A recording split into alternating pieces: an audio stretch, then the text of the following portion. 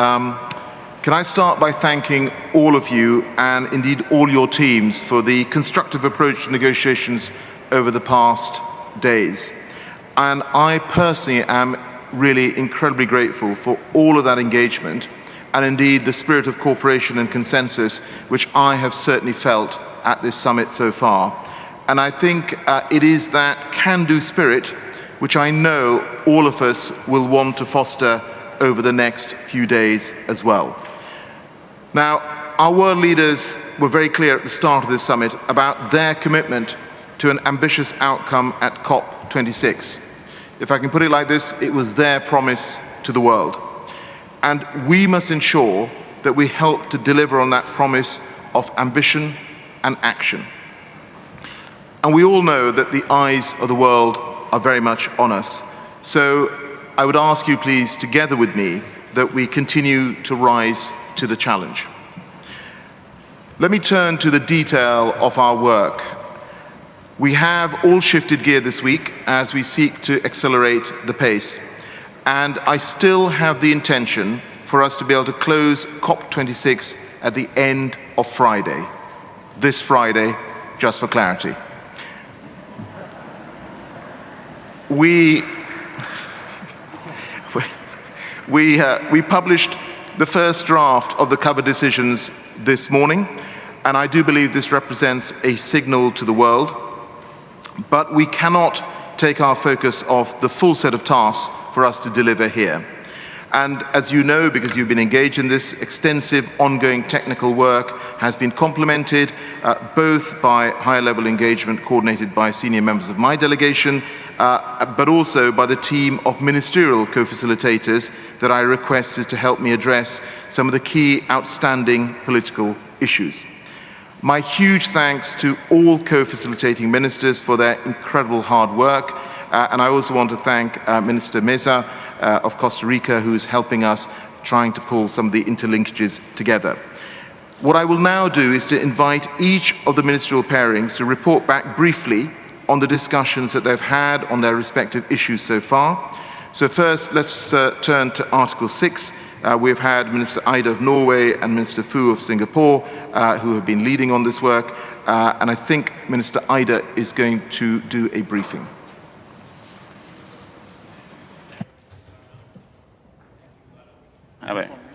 There we go. Thank you, Mr. Sharma. Thank you, Alok. I am pleased to report back on the Article 6 facilitation. As you said, Minister Grace Fu of Singapore and myself have been working now with all parties over the last days in trying to agree on what are the key issues to be settled politically. We had 15, I believe, rounds of bilateral meetings, and today we had a thorough meeting with everyone who wanted to come from all groups, where we presented our impression of what we heard. So we tried to interpret what we heard back to the group.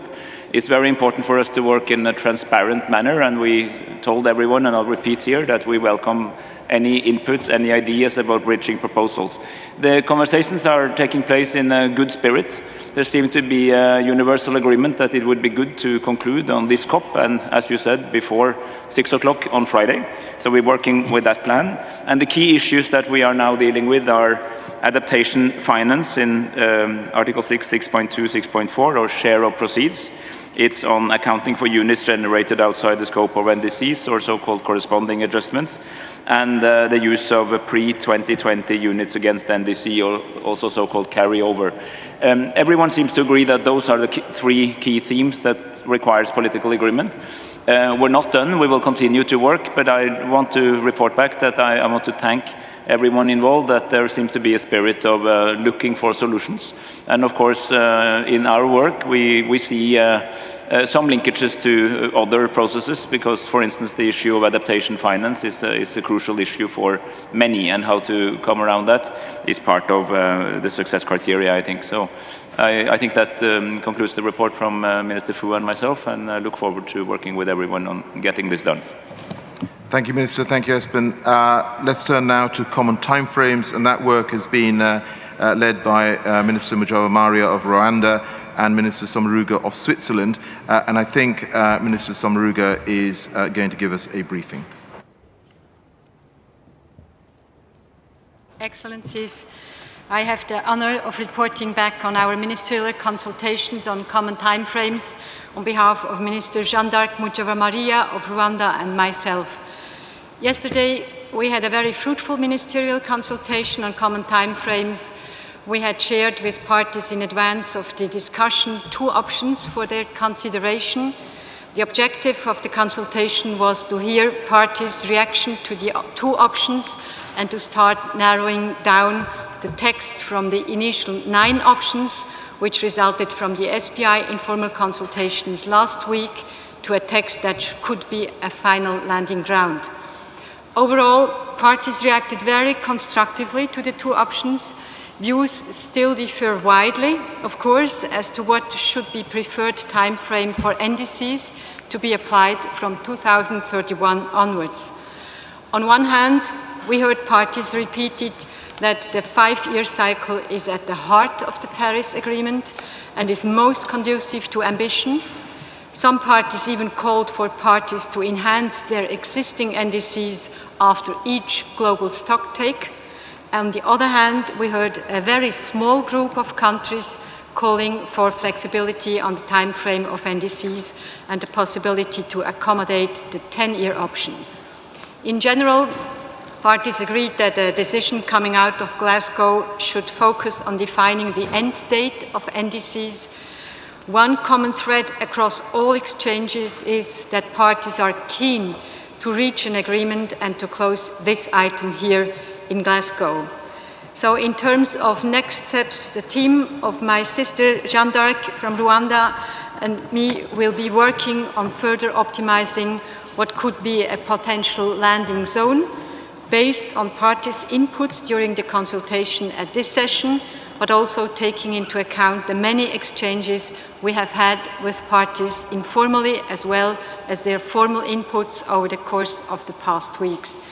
We will then submit our suggestion to you, COP President Alok Sharma, for your consideration on the best way forward. Thank you. Thank you, Minister. Thank you, Simonetta. So I think let's turn now to the enhanced transparency framework. This work is being led by Minister Joseph of Antigua and Barbuda and Minister Shaw of New Zealand. I think Minister Shaw is going to give us his briefing. Thank you, Mr. President. Minister Joseph from Antigua and Barbuda and I have now consulted with all groups over the course of the last 2 days. We've heard a very high level of consensus on the way forward and universal acknowledgement of the importance of the enhanced transparency framework to the Paris Agreement. We understand that there has been a lot of progress over the last couple of days on the technical work and that there is an updated iteration of the decision text which will be published shortly.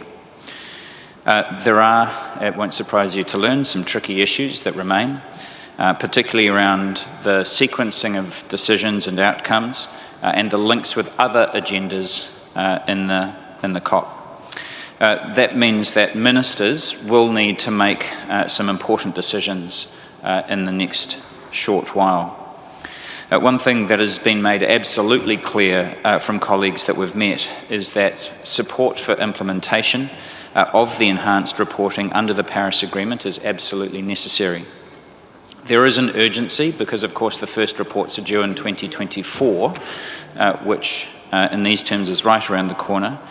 And there's a call for a level of specificity that can provide some assurance, therefore, that the support will actually be delivered and in time to be able to report in 2024. So a process outcome that essentially kicks it into the future won't meet that requirement given the timing challenge. Many developed countries see this as a new challenge, and it is a new challenge, and that therefore this has to be recognised with the provision of adequate and predictable support. On the other hand, many developed countries completely agree. Having said that, how that there's universal agreement in principle, how it gets delivered is still unclear. Minister Joseph and I are arranging further bilateral meetings to discuss these matters in detail, and I do hope that between us we can figure out what needs to be done to finalise this important element of the overall agreement. Thank you, Mr. President. Thank you, Minister. Thank you, James, for that. Very much appreciated. Next, we turn to adaptation. This work is being led by Minister Shauna of the Maldives and Minister Ribera of Spain, and I think Minister Shauna is going to speak to us. Thank you, COP President, and Excellencies, my colleague Minister Ribera and I were tasked to take forward the consideration of the COP and CMA items relating to the reports of the Adaptation Committee and its review and the global adaptation goal. Firstly, we express our sincere appreciation to the co-facilitators from the first week of negotiations from France and Jamaica for their excellent work in pulling these important issues forward, and to the SBI Chair, Marianne, for her excellent facilitation this week. We conducted bilaterals with all major groups between yesterday and this morning, primarily focusing on the global goal on adaptation. We are glad to report that all groups agree on the following: to establish and launch a 2-year work program on the global goal on adaptation in Glasgow and to start work immediately. The work program will be conducted under the subsidiary bodies, the Adaptation Committee and other constituted bodies under the UNFCCC, the IPCC and other relevant organizations.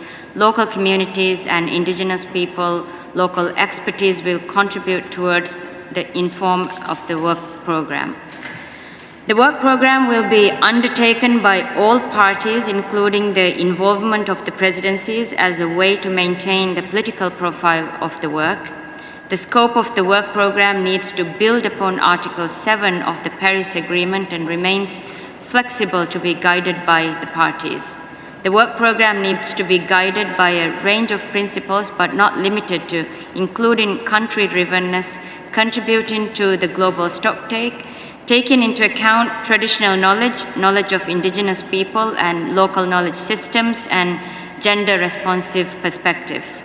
Modalities shall include guidance by SBs through joint item workshops, submission by parties, including on definitions and matrices, reporting annually, and support by the Secretariat. For this, we wanted to specifically thank all the parties for their constructive engagement and in finding ways to agree with each other. And further work remains on whether there will be 2 CMA decisions, one being exclusively on the global goal on adaptation and one on the report of the Adaptation Committee.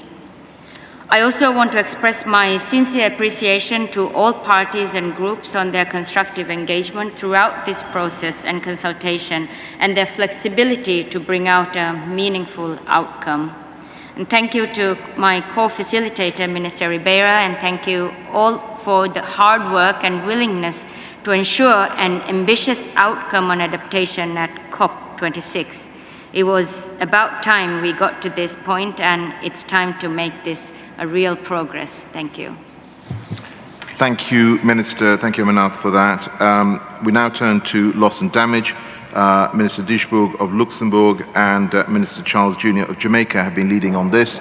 I would invite either or both of them to speak to us. Thank you, President. For the critical and also quite contentious issue of loss and damage, my colleague minister and myself had the opportunity to invite and to engage in consultations with about 10 groups, seemingly for about 24 hours yesterday. And what emerged is, in summary, around 3 areas. Firstly, the issue of enhanced transparency framework and how, if possible, any new category of loss and damage finance could be defined and captured in the reporting tables. Secondly, was around the discussion on the new collective quantified goal. That is, what if any concrete suggestions parties had on how loss and damage could be considered in the post-2025 goal, and more broadly, the question of how we would be able to agree on a mechanism to ensure that the action on loss and damage is commensurate with the scale of the problem. And that was the third, and I would say perhaps more critical conversation that we had with the groups, affording them an opportunity to really give their recommendations, suggestions, concerns, and challenges around this issue. What emerged was that there is a common understanding of the importance and the prominence of the issue, as well as a common understanding of the interlinkages between loss and damage and transparency and finance. I'll ask my colleague, Minister, to give you the conclusion of our remarks. Thank you.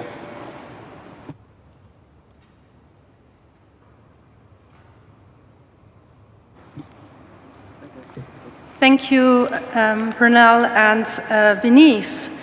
The importance of the subject of loss and damage. I would like to say that there was also years where we had less convergence among the groups. So only to mention the call for new additional and specific finance for loss and damage, how the new finance goal can be set up to specifically address loss and damage, and the practicability and desirability for adding a category of loss and damage finance to the enhanced transparency framework. So my colleague and myself, we will continue to consult today, and we look forward to further explore whether there are ideas that can be identified that we can elaborate on and agree on at this COP to respond to the need to take greater action to avert, minimize, and address loss and damage. And I'm looking forward to see a lot of colleague ministers around the table this afternoon. Thank you. Thank you, Minister. Thank you, Carol. Thank you, Pernell. The next, we've got Finance, Minister Fuad of Egypt and Minister Bolund of Sweden have been leading on this, and I think Minister Fuad is going to give us a briefing. Thank you, President. There is good progress that is happening in the climate finance through the co-facilitators of the different issues. We've convened a meeting this morning for a detailed briefing on the different issues of the climate finance. We agreed that we are taking over as ministers one or two issues that needs more deliberation, and we call upon ministers to support our work and meet with us immediately after this plenary to try to facilitate the one or two issues. Definitely one on the top of them is the long-term finance. Also, we have convened a consultation for the linkages with the transparency and adaptation, and we reach some good synergies in that regard. And after our ministerial bilaterals, we will be reporting back to the COP presidency and the plenary. Thank you. Thank you, Minister. Thank you, Yasmin. Then I think the final issue we have is mitigation and the issue of keeping 1.5 within reach. Minister Steele of Grenada and Minister Jorgensen of Denmark have been leading on this, and I think Minister Jorgensen will speak first, and then we'll hear from Minister Steele. Thank you, Alok, and thank you so much for your hard work and your leadership. Also, we would like to start by thanking colleagues for constructive discussions we've had with almost all groups the past few days. Our task has been, within the framework of the agreement, to find ways in which we can enhance ambitions both in the short term and in the long term in order to keep 1.5 within reach. Our point of departure was the non-paper presented by the Presidency on Sunday, with possible elements reflecting views expressed by parties in the first week on the content of the cover decision. We want to commend parties for providing a very strong basis for a common effort to achieve the ambition of the Paris Agreement. Firstly, among parties, there was an urgent recognition of the findings in the recent scientific reports. that the impact of climate change will be much lower if temperature increase is limited to 1.5 degrees. Secondly, there was a clear recognition that there is a gap between what is the latest science and what that says is needed and the path that we are on with the submitted NDCs, as the recent NDC synthesis report has clearly shown. And thirdly, we heard a very strong call from parties for increased action starting in 2022 to address the mitigation gap and an agreement that ambition must be accelerated, particularly in the coming decade. The sense of urgency was made very clear. Now I'd like to pass the floor to my co-facilitator, Simon Steele from Canada. Thank you very much, Dan. This broad consensus provides a good basis for finding a common response to how we accelerate ambition. We believe the paper is in a balanced way sets out the core elements of how parties wish to respond in the coming year to the need for urgent action before 2030. The final point that I think needs to be made based on our consultations is that we would like to provide assurance that we have heard parties stress the importance of not renegotiating the Paris Agreement, which we believe is reflected in the text. This includes the global stocktake. We also heard strong calls that we must have steps and actions in place to address the gap in the coming year and beyond. It has been made very clear to us that parties understand there are strong linkages between mitigation ambition and ambition in adaptation and ambition finance. We're continuing to provide the Presidency with the results of our consultations, which includes some areas of feedback across the three ambition pillars. While many of the points we have heard are reflected in the draft decision text, we'll continue to support the President in refining these texts to further specify the points which parties have already emphasized to us through the consultations. Chair, thank you. Thank you, Ministers. Thank you, Dan. Thank you, Simon.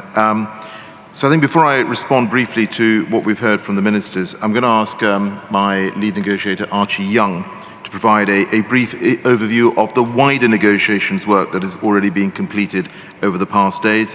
Archie will, as I think colleagues will be aware, convene a heads of delegations meeting this afternoon to take stock of your detailed views on the first drafts of the cover decisions. So Archie, over to you. Thank you very much, COP President, and thank you, Ministers and colleagues, for all the hard work. On the cover decisions, having listened to groups, parties and observers, we issued the first full draft texts for one CP26, one CMP16 and one CMA3 this morning.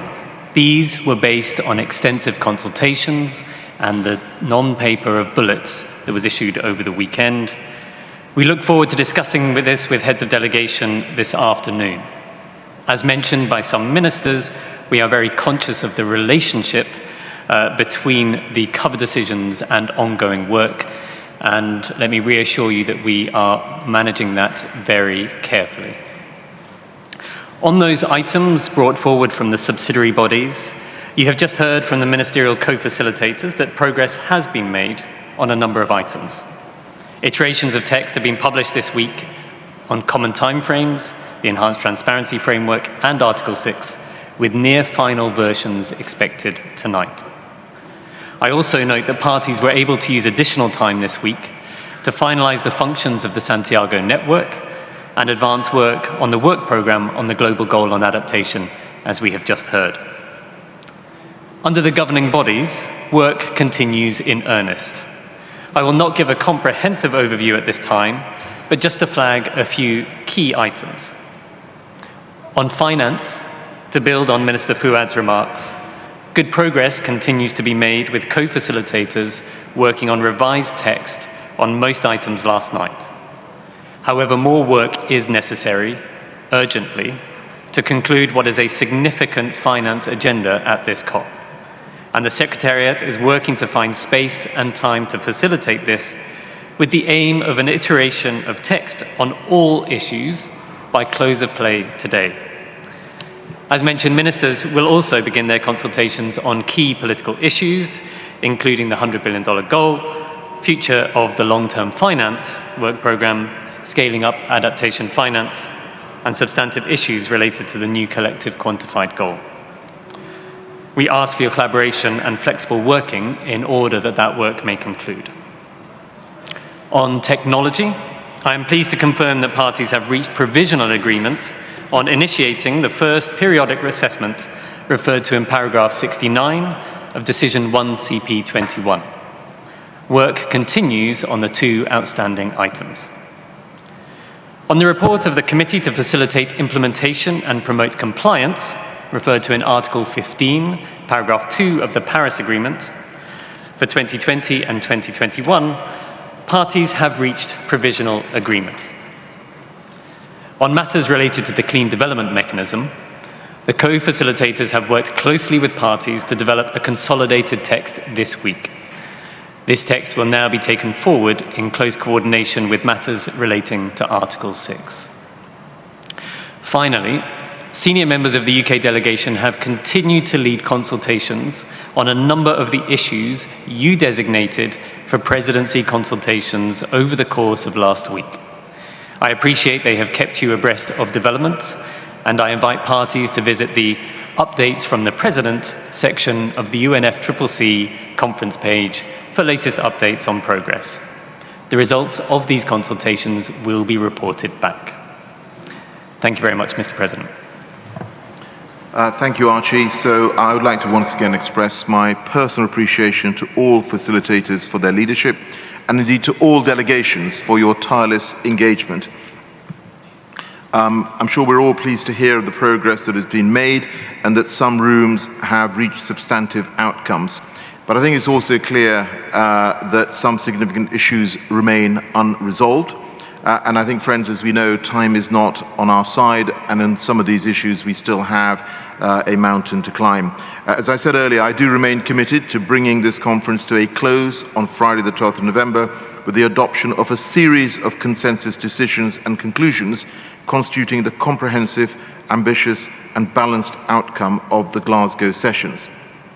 But I also want to be clear, this will be an outcome reached through a transparent, inclusive and party-driven process with documents available in all UN languages. My team and I intend to review progress across all issues from 7 p.m. this evening.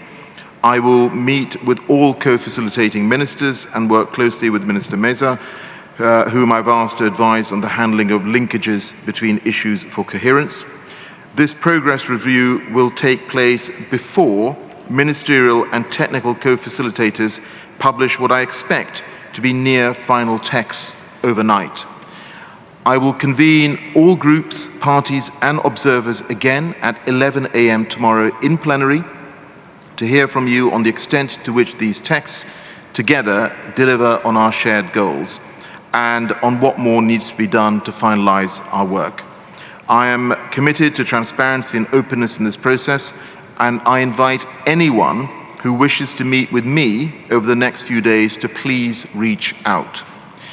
Given the engagement which my team and I will be undertaking during today and tomorrow to get your detailed views in joint sessions, and my willingness to meet outside these formal sessions, I'd be grateful if you could end today's session promptly. There is, some of you will be aware, another meeting starting at 2 p.m. of the G77 and China group as well. There is a lot of work for us all to do over the rest of and what I'm quite sure will be a very long day. In reviewing the iterations of texts, I ask for openness and flexibility. In my view, our collective task tomorrow is to identify the highest common denominator between parties on the key outstanding issues consistent with the Paris Agreement and the Convention. My big ask of all of you is to please come armed with the currency of compromise. Look, we all know what is at stake in these negotiations and the urgency of our task. In very human terms, what we agree in Glasgow will set the future for our children and grandchildren. And I know that we will not want to fail them. So I request us all collectively to please roll off our sleeves and get to work. I see that I have the European Union would like to come in. European Union, you have the floor. But could I please ask colleagues, keep interventions brief.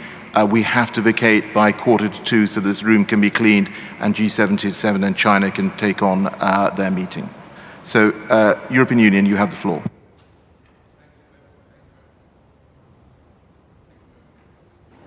Thank you very much, Alok. Consider my sleeves rolled. We're ready and willing to make sure we deliver on the highest possible levels of ambition, leading to prompt global action. I think that will be the measure of success of this COP. The height of our ambition leading to immediate action. I have to congratulate you, Alok, and your team for the cover text. I particularly welcome the inclusion of human rights, gender equality, the participation of the younger generations and the rights of indigenous people, and the clear intention to close the gap to 1.5 within a year. I think this is extremely important. So the need for global action is clear. We must deliver ambitious emission reductions within this decade. The question we now face is, are we ready to do this? Major emitters have a major responsibility. This is the starting position we need to take, because mitigation is at the heart of us reaching the 1.5. The EU and its progressive allies will continue to advocate for a call on all parties to deliver ambitious NDCs and mid-century net zero strategies in line with the 1.5 centigrade trajectory.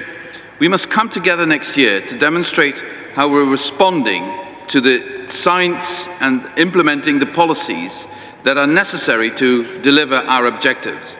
As I said yesterday, financing adaptation is ever more important.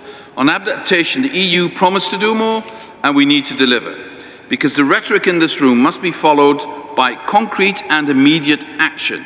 On adaptation, all developed countries, like the European Union and its member states, have a clear responsibility. In the past 3 days, nearly $800 million has been raised for adaptation finance in support of the most vulnerable developing countries. More than 3/4 of that has come from Europe. This confirms the EU's leading role in adaptation finance. We welcome the efforts of those countries that have also stepped up in delivering adaptation finance, and we call on those that have not yet done so to scale up their efforts now. Adaptation and mitigation are two sides of the same coin, and both deserve the full measure of financial support. I hear the calls for more, and I can just say, we're here. The EU is here. We have been listening, and we will continue to listen, and we are willing to engage in discussions about future commitments. Parties' engagement has been encouraging these last couple of days. Let's keep it up. Make sure we keep pushing forward.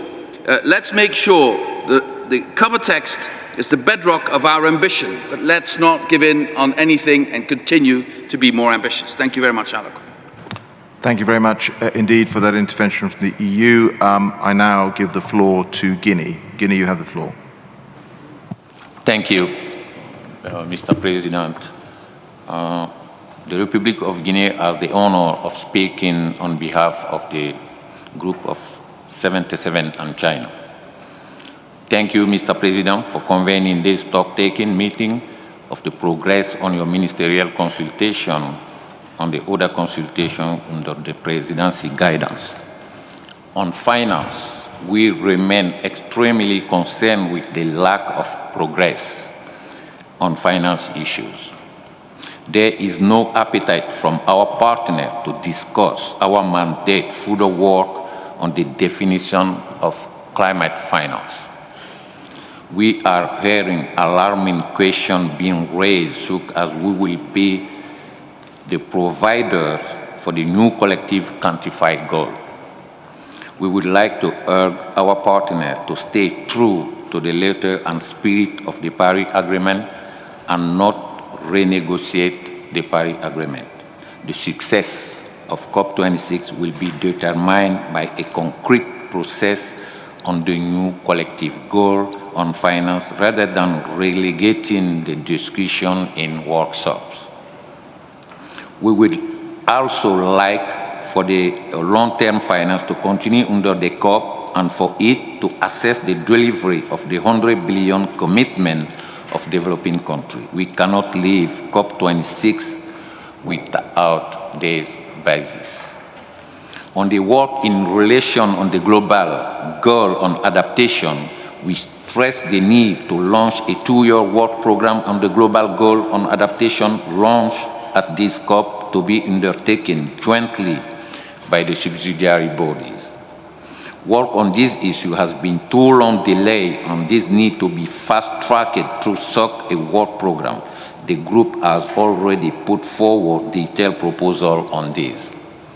On transparency under the Paris Agreement, the G77 and China will wish to see an outcome where the enhanced transparency reporting requirement for developing countries is matched with adequate and transparent financial, technical, and capacity building support, and linkage have been made between transparency and Article 6.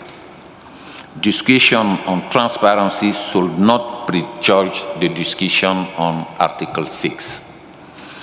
On transparency of support, this is an opportunity for developing countries to transparently report the support provided and mobilized, and we will not accept censoring our need for financing for loss and damage or the fact that support for loss and damage is not being provided. The level of granularity of the information presented, as well as the common methodologies for accounting for support provided, is paramount to ensure enhanced transparency and to allow for comparability and tracking progress toward developed countries' provision on finance. On Article 6, we call on our negotiating party to show flexibility and willingness to compromise. We need Article 6 to take a step forward. Every other item on the Paris rollback has made progress. We want the Article 6 discussion to not the same, particularly in terms of looking in and ensuring that Adaptation Fund will also receive a share of proceeds under Article 6.2. On loss and damage, we are pleased with the significant progress toward the further operationalization on the Santiago network in terms of agreement on its functions. The spirit of solidarity, flexibility, and compromise shown by all parties in the negotiating room to move this issue forward in solidarity with the people and communities suffering loss and damage from the adverse effect on climate change is the spirit that we must all show in all other rooms. We also appreciate the reflection of our agreement on loss and damage through decision in both COP and CMA. However, we should also stress that loss and damage finance should be strongly referred in the covered decision. Thank you very much, Mr. President. Thank you, Guinea. I now give the floor to Gabon. Gabon, you have the floor.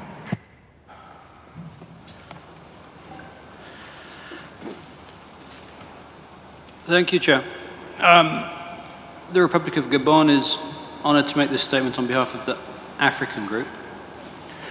The Africa Group would like to thank you for your efforts, and we will continue to work with you and other parties for a successful outcome here at COP22. The Africa Group acknowledges the progress made on some agenda items, although we are concerned that the ambition we called for at the beginning of this COP remains to be reflected in the text that we are negotiating. We support the statement by the Republic of Guinea on behalf of the G77 and China, and to be quick. I will not repeat any of the points raised by my honourable colleague who has just spoken. I will underline that when it comes to ambition for mitigation, that the African countries have come to the table with ambitious NDCs, and we expect developed countries to do the same. For developing countries, in particular African countries, ambition is de facto linked to support, as defined in Article 3. On the question of ambition on adaptation, the global goal on adaptation under the Paris Agreement remains critical for the Paris Agreement's full and effective implementation. This is so important to Africa that on this particular issue I will repeat what was just said. We call on you to launch here at CMA3 a work program for a full and sustained operationalization of the global goal on adaptation to enhance adaptive capacity, strengthen resilience and reduce vulnerability to contribute to sustainable development and the temperature goal. A COP26 outcome without a work program on adaptation will be considered a failure by Africa. On finance, we've highlighted the importance of adaptation finance, and we have a proposal, as you know, on Article 6.2 on the share of proceeds. We remain open to other proposals on this issue. We know that it's complicated, but a purely voluntary mechanism is not acceptable to us.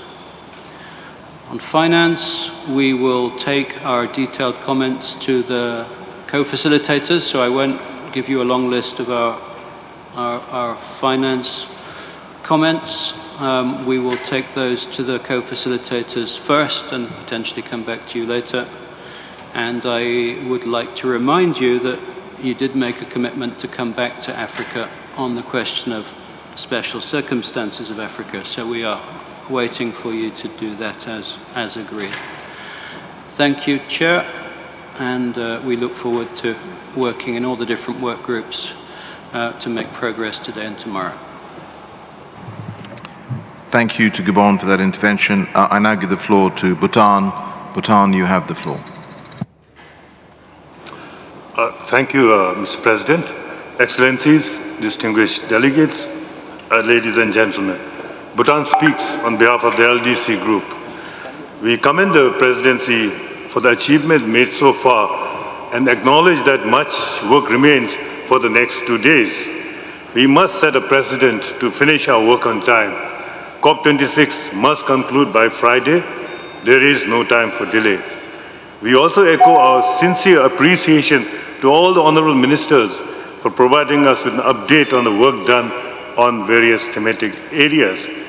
We saw the draft text on cover decisions this morning. There are some useful paragraphs, while others need to be strengthened further. The language on ambition pertaining to 1.5 degrees Celsius needs to be strengthened. Raising ambition within this decade to be consistent with 1.5 degree Celsius pathway remains crucial. We also need to find a balance in the text with regards to adaptation and means of implementation.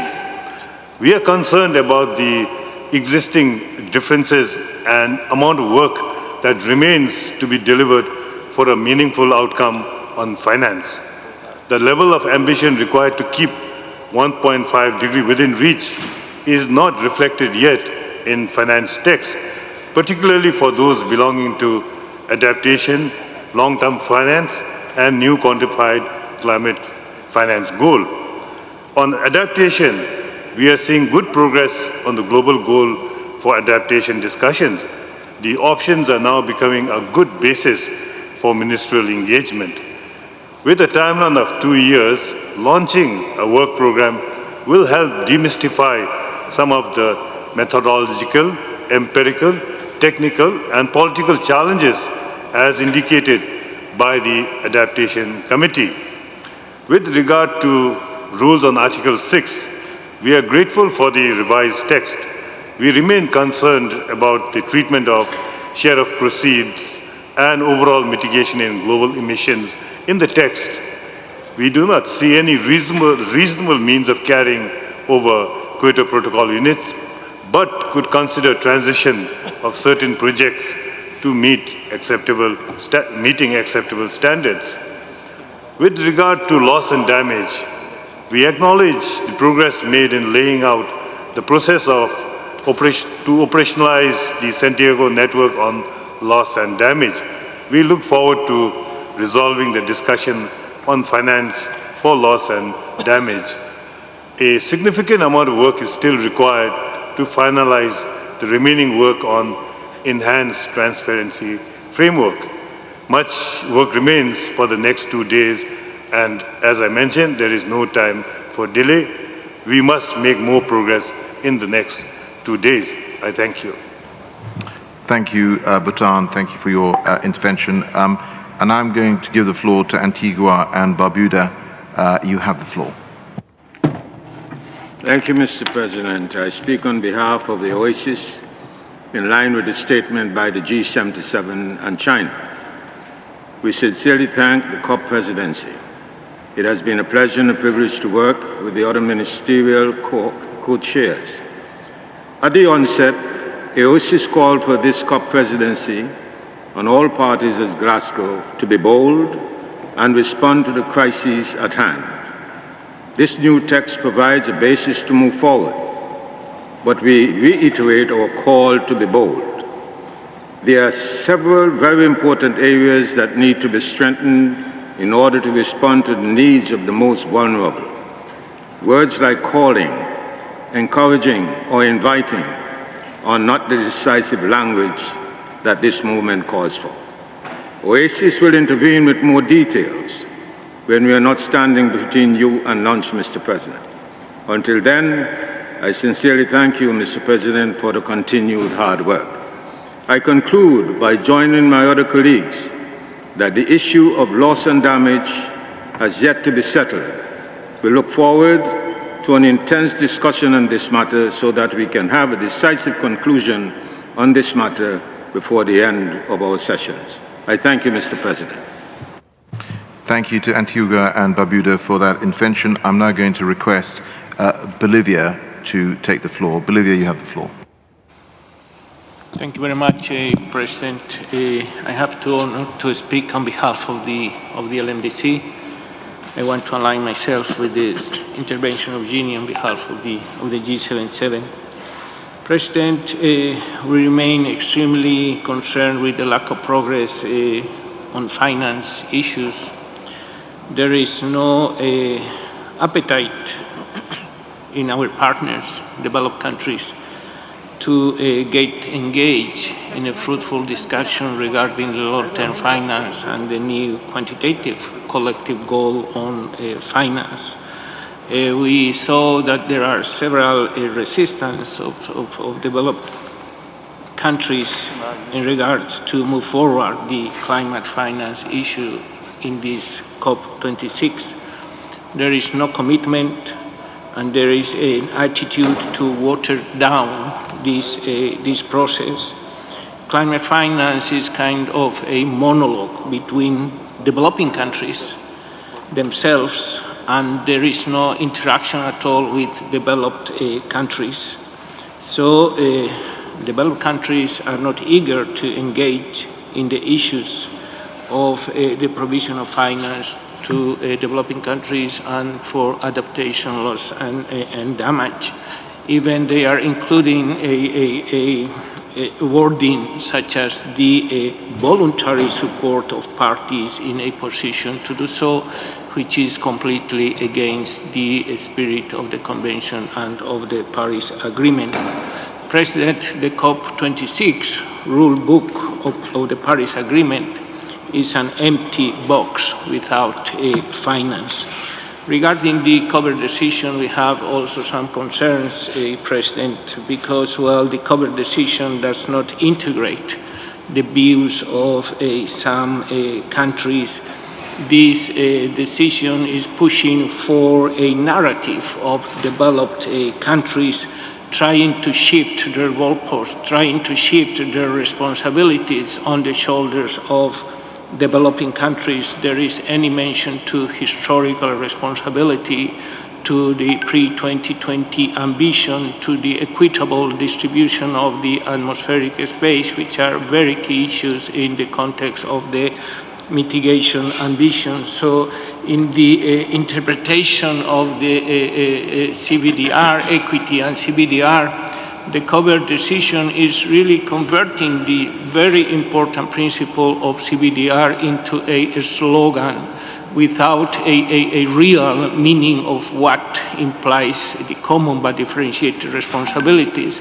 The cover decision is trying to change, to shift the common but differentiated responsibilities into a common but shared responsibilities, and really moving the climate crisis solution to the developing countries. So we do really need to listen, President, to all countries and all perspectives and views about how we are going to address the solution to the climate crisis. So we put the Paris Agreement in the front, but we see that there is no intention to really implement in a holistic perspective the Paris Agreement. Regarding the Article 6, President, we think that, well, we should move forward equally the 6.2, 6.4, and 6.8 conversations and the movement of the discussion should take into account all options in the table, and we also we support fully the share of proceeds for adaptation equally in both our instruments 6.2 and 6.4. After having difficulties in the issue of loss and damage, we finally saw an outcome that has a very few movement on the loss and damage, and well, this outcome does not have any provision of support for financial support for loss and damage. In the adaptation, President, I think we are moving in the right direction, but there are still important procedural matters to be discussed in order to reach a successful outcome. The LMDC is very active, working and supporting your presidency in order to have a good and balanced outcome in this COP26. Thank you very much, President. Thank you, Bolivia, for your intervention. I now invite Venezuela to take the floor. Venezuela, you have the floor. Thank you, Mr. Chair, and good afternoon to all. I'm making this intervention in my national capacity. I want to start expressing my point of convergence with the elements that were raised by the chair of the G77 and also by our colleague from Bolivia on behalf of LMDC. But in this occasion, I take in the floor for a particular issue. Mr. Chair, it's already the third week for some of us. We have been working very hard in this particular situation with the health care.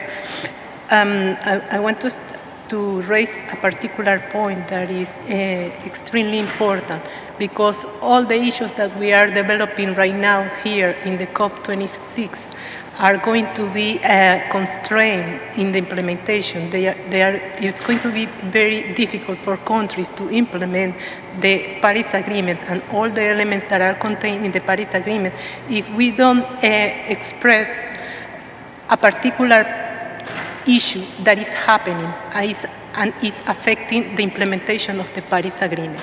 For this reason, I want to make a specific comment regarding the cover decision, because we already have a version that did not include the issue that has been raised by many countries. And Venezuela is one of the countries that is very worried about this omission. The issue that I'm mentioning is the unilateral measure, unilateral and coercive measure. We think that it's important that we include this issue in the cover decision because it's going to guide all the implementation. It's going to, set the new formulation for the implementation of the Paris Agreement after the pandemic. So for us, it's very important because we already have in the cover decision issues like the multilateralism, the international law, the human rights, but we don't make reference to the kind of policies or type of policies that are affecting these issues that are already included. The policies that affect the right to sustainable development, the policies that affect the right to the country to the transformation regarding climate change issues, the policies that make a reclassification of countries regarding vulnerability. There will be countries with a particular vulnerability because of the illegal application of unilateral measures. So we think it is important, it's a necessity, that we reflect on this issue and we accept to include in the preambular part of the guidance decision the unilateral measure and how they are affecting the implementation of the Paris Agreement. I want to call the attention of all the plenary because unilateral measure is already a language that is provided in the convention. We have it in the Article 3.5, and I want to have the opportunity to discuss this afternoon, of course, and we regret that we didn't have a specific space for this particular issue that is extremely important. Thank you very much, Mr. Chair. Thank you, Venezuela, for your intervention. And now I give the floor to Switzerland. Switzerland, you have the floor. Thank you, Mr. President. I'm honored to make a statement on behalf of EIG. EIG welcomes the efforts of Presidency to reach successful outcome from Glasgow, and we welcome the consultations by pairs of ministers. EIG notes with concern that it is Wednesday and still there is much work to do. Concerning the cover decision, we welcome efforts of Presidency, but we note with concern that important issues raised by EIG are missing or problematic, including the reference to tipping points, but we will go into further details during the heads of delegations consultations. Let me say at this moment just that the cover decisions has to give a clear signal on ambition on all tracks and also outline concrete steps to bring us on 1.5 degree. Concerning Article 6, it is important that we move as quickly as possible to a robust system with full accounting. And with regard to finance, it is important that we can initiate the deliberations of the post-2025 goal in an inclusive manner, which provides an open space for discussion and inputs from all parties, civil society and private sector. Further, we believe that technical work should be concluded by the co-facilitators in exchange with parties in parallel to the ongoing political exchange to facilitate the resolution of the remaining technical issues.